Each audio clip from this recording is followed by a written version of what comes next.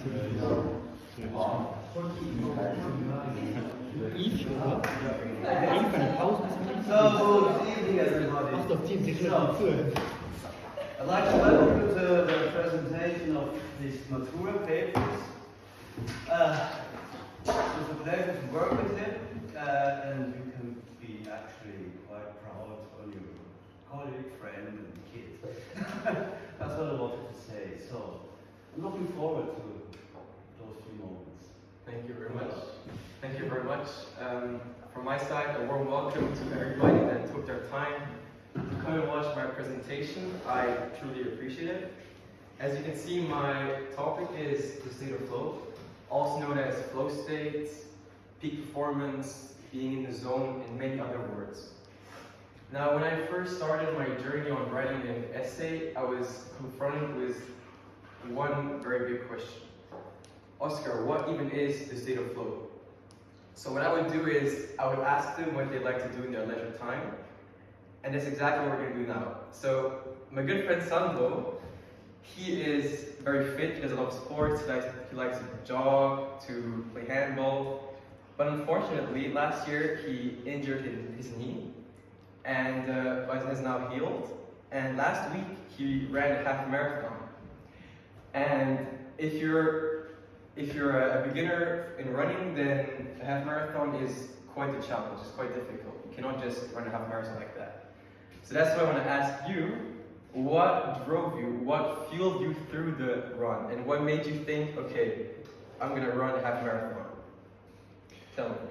So, as you said, my knee has been injured, actually both of my knees have been injured for quite some time, and I've been working on them for also quite some time.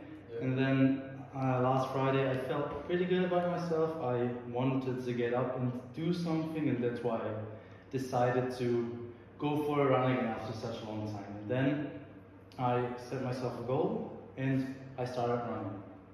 And it actually felt so amazing that I thought, why not just continue? If I can, just go for it. And I imagined myself, what if I managed to run a half marathon? And then I got hyped up and then I just did it. Exactly. Thank you very much for contributing to the presentation. Exactly what you told us. You got hyped up, you felt good. I guess your injury kind of went away. All of these factors are super important factors when entering flow states. And in my essay, I broke it down into 4 main compounds: selflessness, timelessness, effortlessness, and richness. That is long for stir. Let's start with selflessness. Selflessness is extremely important, and it starts in our brain. It's when our inner critique, our inner voice that keeps on nagging us turns off and allows our creativity to emerge. For example, if I wake up in the morning and I know I want to go running, then my inner voice tells me, Oscar, do not go running, stay in your cozy bed. Why did you even do that to yourself? So if you turn that voice off, you allow yourself to tap into flow states. Next one is timelessness. It's pretty self-explanatory. It's when you lose perception of time. So time seems elusive.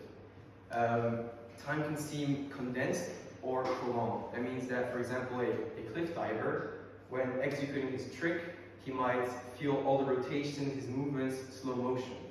But for example, when I go jogging, and I look at my watch, and I jog, and I look again at my watch, there could be 20 minutes that passed, but for me it feels like 2 minutes, for example. So you lose time, you lose sense of time. The next is effortlessness, which is also pretty self-explanatory. It's when the action all of a sudden requires minimal effort. When it just feels like everything comes into place and it just feels good.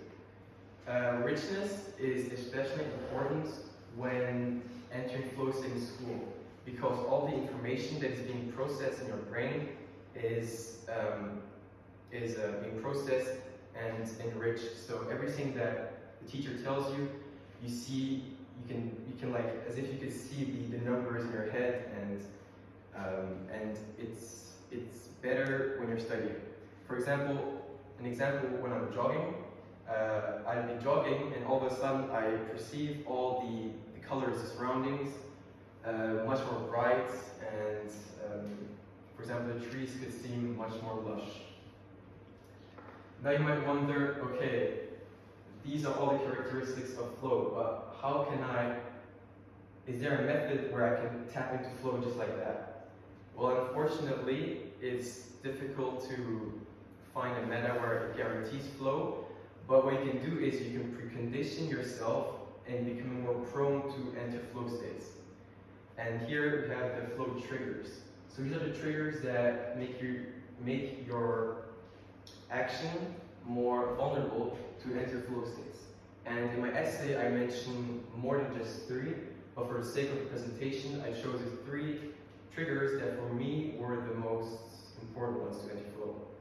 There's risk, novelty, and complexity. Let's start off with risk.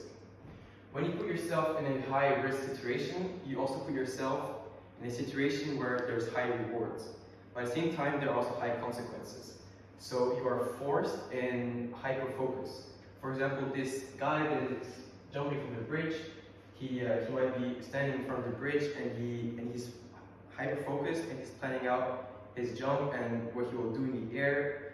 And but he also subconsciously knows that there is a risk when jumping. But if he manages to successfully jump and land the trick, then he will be filled with a sensation of euphoria. So risk comes with high consequences, but at the same time can be rewarded. The next trigger is novelty. Novelty is often associated with traveling. For example, when I go and travel the world and see new culture, new people, new food, etc., then my brain is also fled with feel-good chemicals. And novelty is super important for us to feel those feel-good chemicals. And that is also important. It is also important for flow states because when seeing new things, we don't have any prejudice. So we go into something without any prejudice. That means that our inner voice that tries to protect us is minimalized because we don't know what to expect. And you cannot say that, for example, a tree is about to come or that there's going to be a long upwards hike. So novelty is really important when entering flow states. The next is complexity. And I really like this trigger because I can feel it every time I'm in school. So when you are in school and you're paired with a high complex exercise with high knowledge, then you're prone to enter flow states. For example, our English tests, and a lot of people in this room have also written the same English test as I have, and they are known to be quite difficult. They're 2 hours long, and the first 1.5 hours you have to solve exercises, and the last 20 minutes you're supposed to write an essay. And those tests are really difficult, and after 1.5 hours, my brain really feels super fatigued. So it is for me very difficult to write a half-decent logical sentence. And when I'm confronted with a difficult essay question, then I am forced to reach beyond my knowledge. And at the end of the test, I usually write a half-decent essay with words that I never knew I even knew myself. These are words that I may have heard of passively from, for example, Amila, that is a native speaker that has a really good vocabulary. All these words, they just seem to emerge, and I use them, and at the end, I have quite a good essay. So when complexity is paired with high knowledge, then you are also prone to enter flow states. Now, I want to share something more personal. At the beginning of this project of writing an essay, I had a little problem because no teacher wanted to work with me because they all thought that my idea was great, but they couldn't help me. They couldn't help me because they didn't know anything about flow state. So luckily, Walter, he gave me a chance, And so I went on a quest. And that quest is, can I bring more objectivity to the subjective sensation through the lens of rigorous science? Now, what this means is I'm trying to measure, or I'm trying to explain the sensation that I felt, for example, during jogging, through the lens of science. And that was my ultimate quest when writing this essay. And I'll present to you what I found out. So the science is broken down into our brain, the neurotransmitters, and brain frequencies. Let's start off with the brain. To be more exact, it's our front part of our brain, called the prefrontal cortex. This is especially important when looking at the characteristic of selflessness, because the front of our brain is a part of our brain that keeps on nagging us. The part of the brain that, the inner voice that tells us not to do something, the inner voice that tells us to stay in our comfort zone and not to go beyond. So when that region is turned off, it allows other brain regions to emerge and we become more creative. And the whole process of turning off the prefrontal cortex is called transient hyperfrontality. Now let's go to neurotransmitters. Neurotransmitters are super important for our mood. It regulates our mood. When we do something that is good, we get rewarded with feel-good chemicals. So neurotransmitters are also known as feel-good chemicals. And it can give us a sensation of euphoria and of bliss. The main purpose of neurotransmitters is to transmit signals from nerve to target cells. Examples of those neurotransmitters are dopamine, endorphin, serotonin, and anandamide, and many more. In my essay, I dive deeper into each individual neurotransmitter, and I wrote about the effects of them. Now, here's an interesting statement. Our brain is a radio tuner, and we can actively steer which external frequency we're listening to. Now, you might be confused because radio tuner and brain do not go together, but actually, our brain emits brain waves depending on our state of mind and on our mood. There are 5 brain waves, starting from the highest frequency, which is gamma, and then beta, and then alpha, and then theta, and then delta. Gamma waves allow us a high amount of self-control and increases our awareness through 5 senses. When we are in the beta brain frequency, it's usually in our normal awakened consciousness, and it improves our logical reasoning and critical thinking. Alpha brainwaves they occur in relaxed posture and daydreaming. They assimilate and organize and remember our thoughts. So for example, after a long school day, I'll be walking home, and I'll usually be in the alpha zone because it takes all the information that we learn in school, and it assimilates them, organizes, and remembers them. The theta is the brain wave when we are sleeping, in the REM, so rapid eye movement, and improves physical healing. And the last one is the lowest frequency, which is the delta. It's the dreamless deep sleep, and it is said to help against anti-aging. Exactly. And the frequency when we're in flow state is between the alpha and theta. So ultimately, you can hack yourself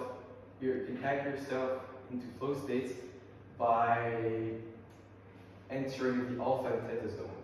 And what really astonished me was that you can actually measure those brainwaves. And there's these machines called electroencephalograms that are like these things that you put in your brain, and and they can measure your brain waves. So, for example, if I'd be meditating or running, I could see if I'm in flow states or not. So that was really a breakthrough when writing this essay, is that I can measure whether I'm in flow state or not.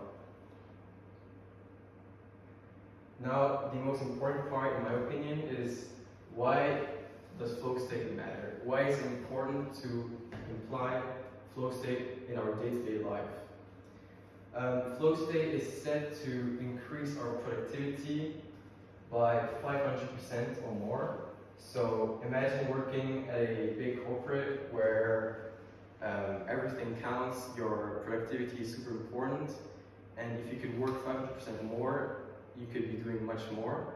That's why big companies have invested a lot of money in research of flow states to help them enhance their productivity.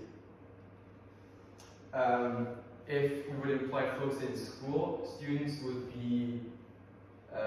first of all write better grades, and they would engage themselves much more in class. They would not be sleeping, for example. They would be taking in all the information much more efficiently. And ultimately, to wrap this all together, I see life as a constant pursuit of happiness. We are constantly looking for gratification. We're constantly looking for something that can bring us happiness and fill us with feel-good chemicals. So if you live in a more flowy life, then you would be more happy and we would be living in a more peaceful and harmonious world. That's why I think that we should try to apply flow states much more in our day-to-day life. That was my presentation. Feel free to ask any questions.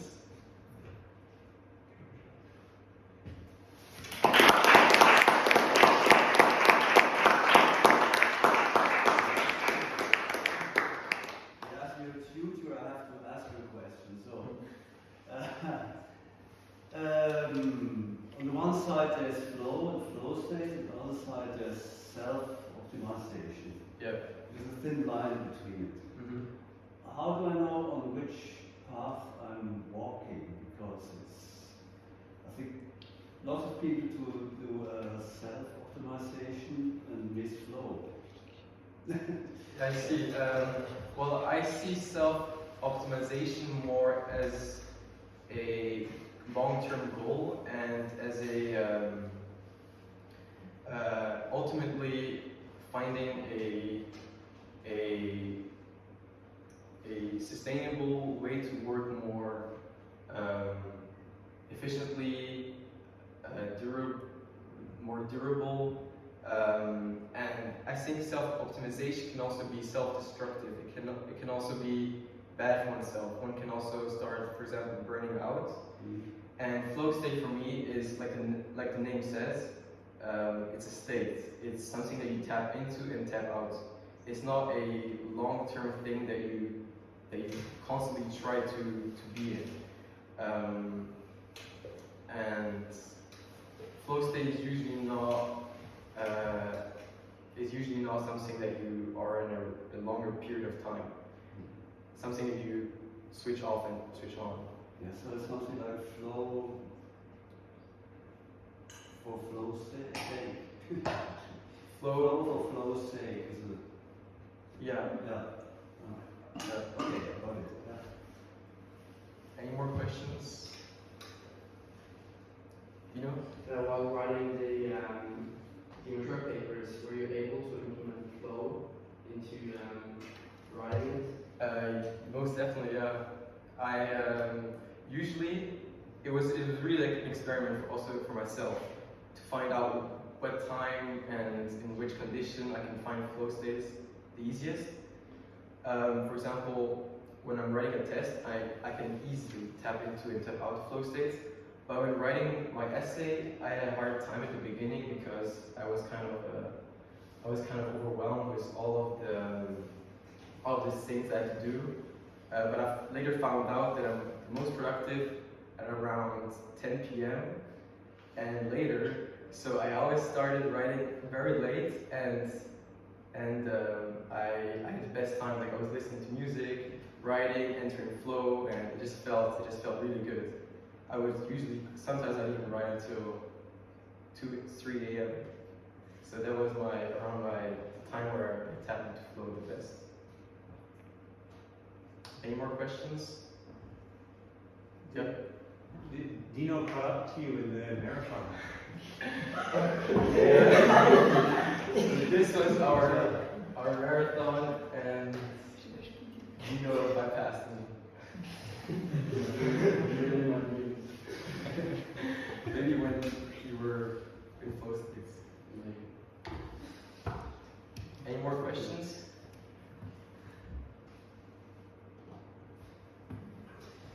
Well, thank you for listening, and I hope that you guys learned something new today. And So let's clap again.